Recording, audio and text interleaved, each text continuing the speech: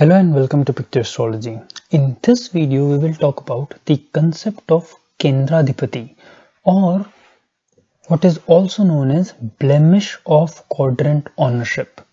Now, this is one of the most fundamental concepts which is related to the concept of houses in Vedic astrology. And if you pick any book or any classic book of Vedic astrology, you will find that this concept is discussed in the very first chapter, always, because the first chapter invariably talks about the houses. And yet there is a lot of confusion and lack of understanding about all aspects of this, including what exactly is this Kendradhipati all about, why does it happen, and how to apply this concept in the understanding of a chart and making predictions. So in this video, we will basically try to understand what exactly is this, why this happens, something which is not talked about in any of the books. No book ever explains why Kendradhipati happens. And when you understand what exactly it is and why this happens, you will be in a much better position to implement this concept in interpretation of horoscopes. So let's first see what is this Kendradhipati or Blemish of Quadrant ownership. So it starts with planets. So we know that every astrology, Eastern or Western, irrespective of that, groups planets into two groups. One is called malefics or natural malefics, and the second is natural benefics. So natural benefics are planets like Jupiter, Venus, and Vedic astrology actually has a very good name for benefics. They are called Soumya planets, which loosely translated in English means soft planets.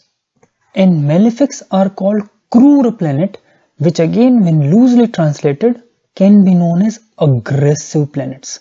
And I always like this naming convention much better than benefic and malefic. Benefics, which we generally call benefics, are actually soft planets. They like finer things in life, compassion, arts, music, science, learning, education, etc. Whereas malefics or aggressive planets like Mars or Saturn, Sun, they represents the aggression, the manliness, fighting, physical power, anger, hard work, labor. So this way, all the planets basically have this two groups. And Kendradhipati, Kendra basically means quadrant or cardinal houses. And in this case, they specifically mean 4, 7 and 10th house. First house is not considered in Kendradhipati because first house is both a Kendra or quadrant as well as a trine house. And this blemish or this concept is not related to trine. So first house lord has nothing to do with it. So what this Kendradhipati says? It says that if a planet is lord of one of these quadrant houses, that is 4, 7 or 10th house, and if that planet is naturally benefic, then due to ownership of quadrant house, it loses its beneficence. And similarly, if the planet is naturally malefic and it is lord of one of these quadrant houses, then it also loses its maleficence. So one of the things which is wrongly understood in many people is that most people believe that because of lordship of quadrant houses, a malefic will become a benefic and a benefic will become a malefic. No, all the classics are almost unanimous in saying that a benefic doesn't become a malefic or a malefic doesn't become a benefic. All it happens is it loses its maleficence or it loses its beneficence. It's different than saying, turning malefic. It simply says that a benefic planet just loses its benign qualities, whereas a malefic planet will also lose its aggressive qualities. And now the question happens, why is it so? Why does it happen? And nobody explained this why. So let's see the reasoning behind this rather strange subject related to Vedic astrology. So as I said in the beginning, that this concept of Kendradhipati is actually one of the basics of Vedic astrology. And the reason or the why is also hidden in one of the most fundamental tenets of astrology. Let's see what it is. Let's take this example of this horoscope. This horoscope is one in which the 9th sign is rising, meaning Sagittarius, which is the 9th sign, is the ascendant in this horoscope. Now we know that the Lord of Sagittarius, which is Jupiter, that is a benefic planet.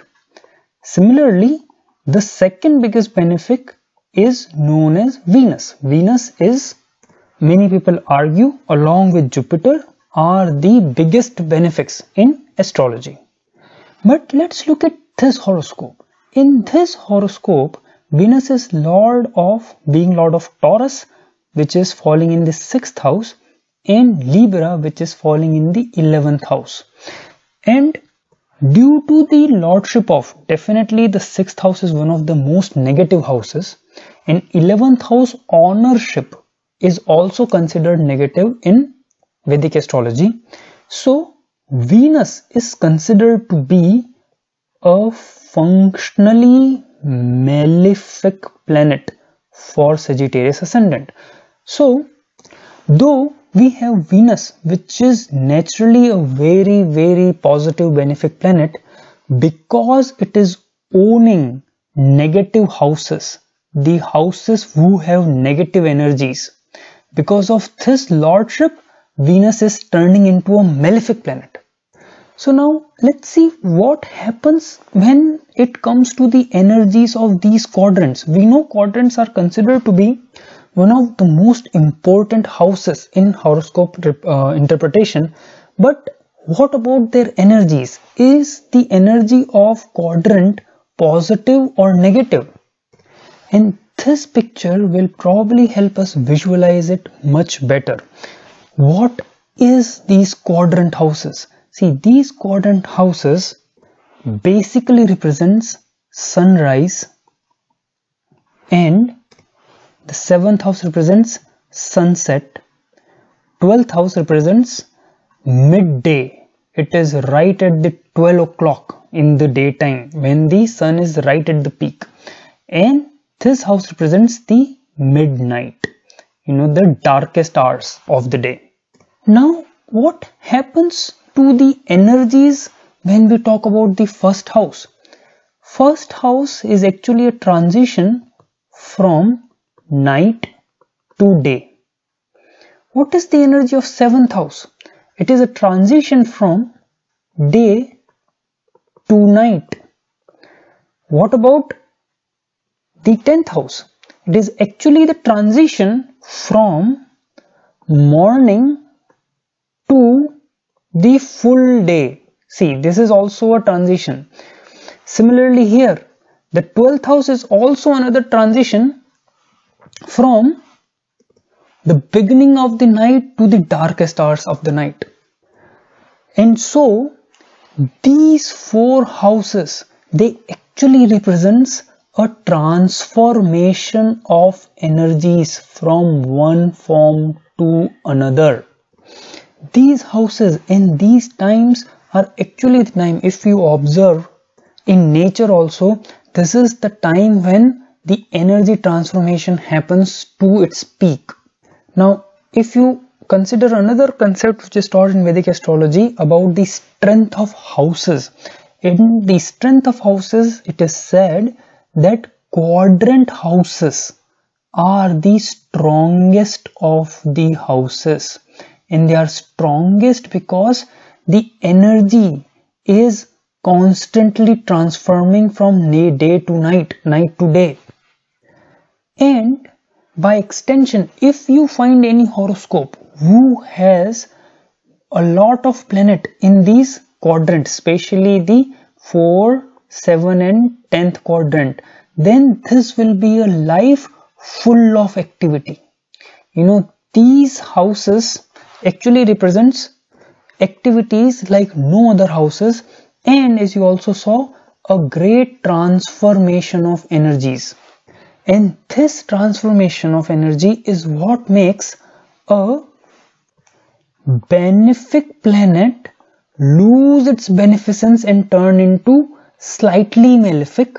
Similarly, because of the change in energy, a malefic planet transforms and becomes a benefic. So what you basically saw was that energy of a house overrides the natural energies of that planet.